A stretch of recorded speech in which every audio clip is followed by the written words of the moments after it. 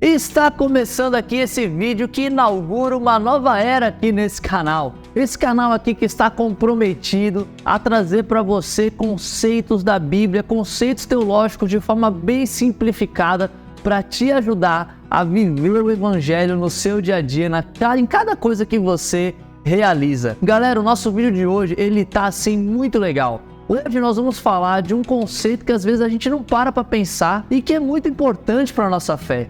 Quais eram os grupos religiosos da época de Jesus? Com quem Jesus dialoga? A gente sabe, já ouviu falar dos fariseus, dos saduceus, dos zelotes, dos herodianos e alguns outros. Mas a pergunta que não quer calar é o que cada um acreditava? Por que Jesus tratava um diferente, um de um modo e o outro do outro? Como que ele entendia o contexto daquela pessoa? Qual era o desafio que Deus passava, que Jesus passava ali para eles nesses encontros? Galera, esse assunto é muito legal porque a gente, ao estudar os grupos religiosos ali daquela época, a gente pode trazer também para o nosso coração, a gente pode se identificar com um grupo ou com o outro. E a maneira que Jesus fala com cada um deles ali na Bíblia, muitas vezes a gente pode trazer para o nosso próprio coração. Então, se você está gostando aqui desse vídeo, se você quer se aprofundar aqui agora para conhecer os 5 principais grupos religiosos que existem ali na época de Jesus, galera, então por favor, deixa aqui o seu joinha. Esse joinha, ele é abençoado, rapaz. Ele faz esse canal crescer, ele faz com que mais pessoas tenham acesso a esse conteúdo. Então, por favor, não deixe de dar o seu like, de se inscrever aqui no canal também. E é claro, deixa aí nos comentários, você quer que eu fale de outros grupos? Porque aqui eu tô falando de 5, mas tem mais, tem bem mais. Se você tá gostando desse vídeo, deixa aqui nos comentários que, se você quiser, eu posso fazer um vídeo com mais grupos também sobre esse assunto, que retrata esse assunto da religiosidade da época de Jesus Cristo. Mas enfim, sem mais delongas, editor, por favor, solta a vinheta.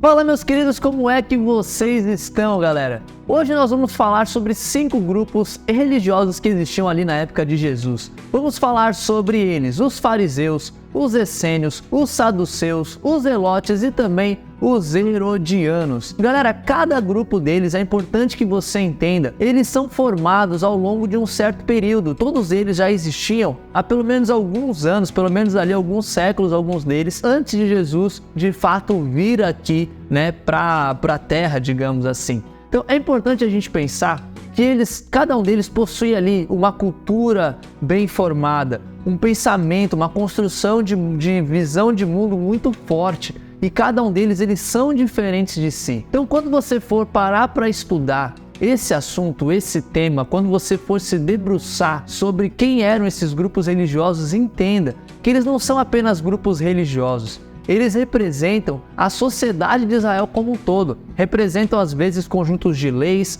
representam muitas outras coisas, tanto política quanto econômica, ali naquela região, naquela época de Cristo. E eu queria trazer aqui para vocês, primeiro, trazer um contexto geral do que estava acontecendo ali naquela época, antes de entrar especificamente nesses 5 grupos aqui que a gente vai estar falando. O primeiro conceito que eu quero trazer para vocês é esse conceito do helenismo. Helenismo, ele é um conceito, na verdade é uma ação cultural que existia, uma filosofia que se existia ali naquela época, onde o ser humano, cada vez mais, ele começa a ser o centro do mundo. No helenismo, você para de acreditar tanto nos deuses e você começa a olhar mais para o homem, a satisfação do homem. E o helenismo, ele vai influenciando não só a filosofia, mas toda uma sociedade, toda uma comunidade. Você pode ver ali que o helenismo, ele já vem desde alguns anos, Ele começa ali antes de Alexandre o Grande, mas ali, especialmente com Alexandre o Grande, ele se torna algo realmente grandioso, se torna uma cultura que não apenas é do campo filosófico, mas também social e político. Se o homem, ele é o centro do mundo, então a cidade e o que existe ao redor dela não deve ser mais para adorar um Deus. O templo, ele não é mais tão importante. O que acontece muitas vezes é que o homem começa a querer que o homem, de certa maneira, viva melhor, viva bem. E aí começa-se a ter muitos e muitos pilares da sociedade que existem até hoje e que marcam a chegada da civilização. A cultura helênica é uma cultura muito interessante da gente pensar. Quando eu disse da chegada da civilização, eu quero dizer da civilização moderna, desse pensamento moderno que começa ali a engatinhar nesse processo. E quando a gente para pensar nesses pilares, a gente pode olhar para esses 4 pilares aqui. O pilar do esporte, da educação, do entretenimento e da saúde. Quando você traz a filosofia helênica, né, para a realidade, para a sociedade, se o homem é o centro de tudo, o homem precisa ter uma boa saúde, o homem precisa ter uma boa educação, o homem precisa ter um entretenimento, o homem precisa ter ali esportes para poder ter dinamicidade na vida e poder ser ativo. E, gente, isso não é de forma nenhuma ruim, errado ou de certa maneira como se fosse algo pecaminoso. Não quero chegar nesse assunto. O que eu quero trazer aqui para vocês é algo muito mais profundo do que isso. O que a cultura helênica vai trazer para a sociedade é um pensamento cada vez mais autocentrado. Isso é uma coisa que a gente vê nos dias de hoje também. Cada vez mais nós somos mais egocêntricos, cada vez mais nós olhamos para o nosso próprio umbigo e isso faz com que a gente pense menos no outro. Isso tudo já vai acontecendo ali alguns anos antes de Jesus Cristo vir à Terra. Porém, existem outros conceitos, outro pensamento que está acontecendo, mais especificamente ali para Israel, dentro da realidade de Israel. Em Israel nós temos aqui o que nós chamamos de sinagogas. Sinagogas é um conceito interessante. Se a gente para entender como que as sinagogas elas surgiram, a gente pode ver como isso vai impactar ali quando Jesus vem na Terra. O que eu quero dizer com isso? Quando nós olhamos para as sinagogas, a gente vê que as sinagogas elas eram todas voltadas para o ensinamento da palavra de Deus, do livro sagrado, da Torá. Então você vê, na sinagoga você tem aqui, ó, no centro dele aqui, você tem o local onde as pessoas elas liam ali a palavra de Deus. E você vê que a sinagoga ela é toda circular, né? Esse esquema de auditório que nós temos hoje na igreja, isso veio da influência romana. Lá para os judeus, né? As pessoas elas se reuniam ao redor da palavra de Deus para estudar a palavra de Deus. Então é interessante a gente pensar, quando as sinagogas elas surgem, elas vêm justamente após ali um momento em que Israel tinha o seu templo destruído, em que o povo tinha sido ali, acabado de sair do seu exílio, né? Estavam perdidos pelo mundo e eles perceberam, muitos judeus israelitas perceberam naquela época de que eles precisavam se voltar para a lei de Deus. E com isso eles começam a fazer essas sinagogas para ajudar e ensinar o povo a nunca mais se desviar da lei de Deus. E a gente vê isso ao longo de 400 anos, esse processo das sinagogas surgindo, o povo de Israel sendo cada vez mais ali ensinado, doutrinado na palavra de Deus. E essa cultura vai crescendo também até a época de Cristo. Eis que chega Jesus Cristo. Jesus Cristo chega na Terra. E nós temos de um lado aqui a cultura helênica trazendo ali para o povo de Israel, né, todo um conceito de centralidade no homem, com uma sociedade que promete esporte, cultura, lazer, entretenimento e educação e muitas outras coisas. Nesse período você vê ali Herodes o Grande. Eu não estou falando de Herodes, o Herodes que Jesus Cristo dialoga. Estou falando do Herodes que tentou matar ali, né, Jesus, matando várias crianças, vários bebês. Estou falando de Herodes o Grande, talvez um dos homens mais ricos que já existiu na face da terra. Herodes ele controlava todos o comércio de especiarias que existia naquela região e isso fazia dele um homem muito poderoso. Herodes ele fazia esse link entre o povo de Israel, entre o Estado de Israel com, né, o governo, né, de Roma. Eu acho que eu nem posso dizer que era o Estado de Israel nessa época, mas enfim, ele fazia esse link ali do povo de Israel com Roma. Ele era o grande parceiro de Roma e é por meio dele que a cultura helênica vai entrando ali na sociedade de Israel. E aqui tá uma fotinho do nosso querido Herodes o Grande, que fez sim muitas coisas, renovou o templo de Jerusalém e muitas outras questões, mas o cara ele não era legal não, ele era um cara bem mau. Depois se você quiser, ó, deixa aqui nos comentários que eu faço um vídeo só sobre ele, porque o que não falta é escândalo O que não falta é abuso de poder, assassinato, adultério, tantas coisas que Herodes fez, deixou na história aí, infelizmente, e criou-se toda uma ideia, né?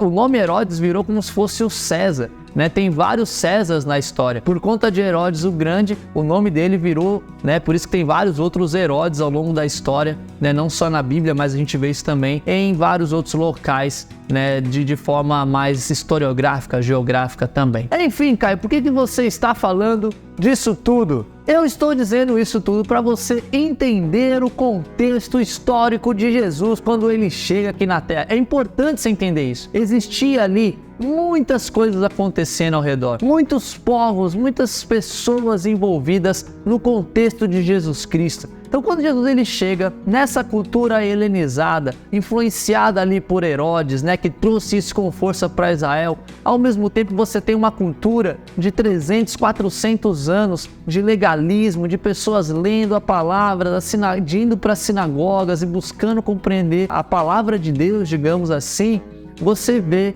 muitos conflitos e muitos também grupos que vão surgindo disso aí. Cada grupo que eu vou trazer aqui para vocês, eles são frutos, digamos assim, desse contexto histórico, geográfico que eu trouxe aqui para vocês, desse contexto cultural que existia naquela época.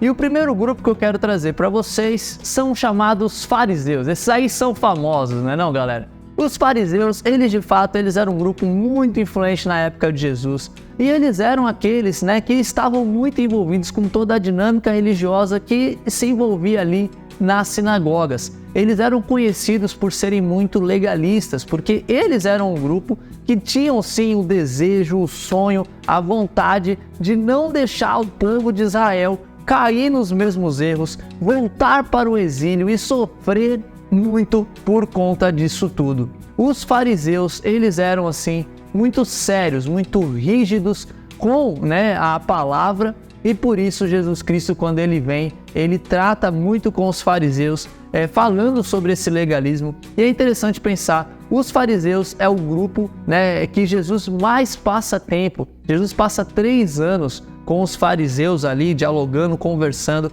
porque apesar de ser um grupo muito legalista, eles tinham um zelo muito grande pela palavra de Deus, e isso é um ponto positivo dos fariseus. Porém, além dos fariseus, nós temos também os herodianos. Herodianos, se você pegou aqui a referência com Herodes, você está correto. Por quê? Porque os herodianos, eles queriam ali, né, de certa maneira, se envolver com a política, com a economia, com as coisas, com as questões de Roma. E com isso fazer o quê?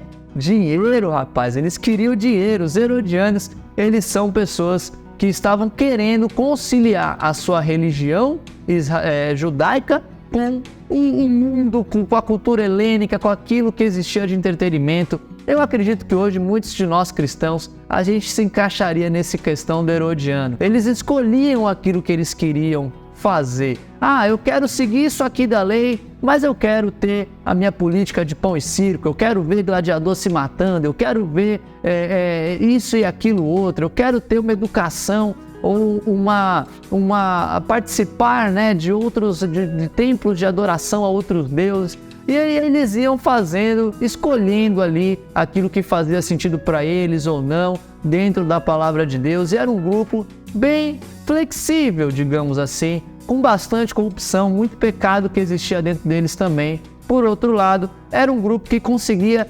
dialogar com a sociedade ao seu redor. Poucos judeus conseguiam dialogar com romanos. Os herodianos eram um grupo que conseguia, sim, dialogar com os romanos. Além disso, nós temos também os saduceus. Os saduceus, galera, eles são pessoas realmente ruins, mas é como se fosse uma máfia religiosa composta por 5 famílias. Quem aqui já assistiu o Poderoso Chefão sabe do que eu estou falando. Eles matavam, eles roubavam, eles realmente eram pessoas que não tinham qualquer apreço pela palavra de Deus e estavam com um coração muito, mas muito distante da Bíblia. De fato, não tem muitos pontos positivos. O próprio Jesus diz para os saduceus que eles já estão perdidos, né? Porque eles realmente estão tão entregues ao pecado, tão entregues ali à busca por poder, né? A sua ganância, seu amor ao dinheiro é tão grande que eles realmente estão perdidos, né, nesse sentido. Então é muito importante a gente entender que os saduceus, eles talvez representem para nós o maior perigo que existe quando a gente se deixa se colocar ali com os olhos brilhando por coisas desse mundo, idolatrando coisas desse mundo, buscando essas coisas a qualquer custo.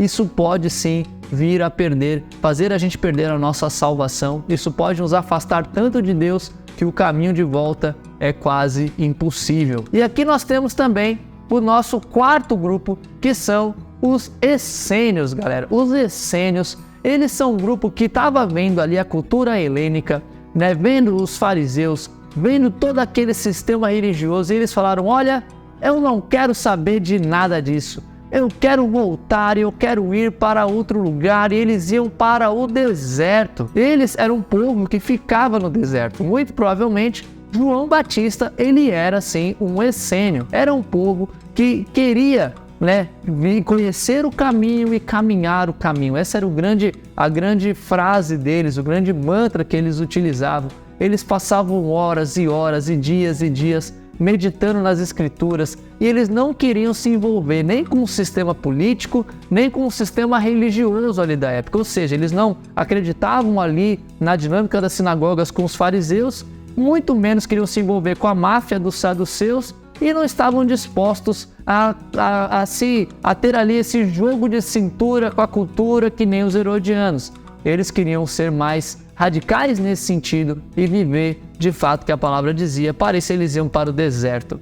Isso faz deles um povo que entende muito profundamente as profecias, conhece, né, com clareza ali o que Deus está falando para muitas pessoas no Antigo Testamento. Eles eram um povo realmente muito sábio. Por outro lado, negativamente, eles não tinham qualquer contato com as pessoas, ou seja, era um conhecimento que eles tinham, que eles desenvolviam, que eles buscavam adquirir, mas que não saía do deserto e com isso não impactava as pessoas da cidade. Isso é uma coisa que Jesus vai falar com os essênios também, conforme ele vai dialogando ali com esse grupo. E por fim, nós temos aqui os zelotes. Os zelotes, eles não queriam nem saber, eles não queriam estar ali envolvidos com política, não queriam estar envolvidos com a religião, com a cultura religiosa, eles não queriam ir para o deserto. O que eles queriam era brigar com as suas próprias forças, eles queriam pegar em armas e realmente brigar contra Roma, brigar contra os saduceus,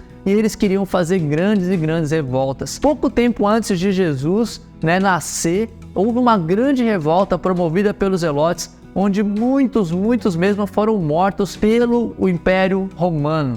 Então os zelotes, eles eram aquele povo que tinha sangue nos olhos, eles não estavam nem aí para nada, e eles queriam tirar Israel desse contexto, começar algo completamente novo, e pegavam em armas para isso. É interessante a gente pensar que no grupo, né, de Jesus, nós temos ali zelotes também, dentre os 12 apóstolos, né, existiam os zelotes, e não eram um zelote, mas tinham o coração de um zelote, que é Pedro, né? Pedro tinha esse sangue nos olhos. Pedro, se você assiste a série The Chosen, você sabe como que é Pedro. Pedro, ele queria, né, fazer as coisas e acontecer com a sua própria força. E Jesus, quando ele chega com os zelotes, ele fala assim: olha, você tem um grande coração, você tem muito fogo para isso, porém você está queimando as pessoas ao seu redor. Desce um pouquinho esse fogo aí, cara, abaixa um pouquinho.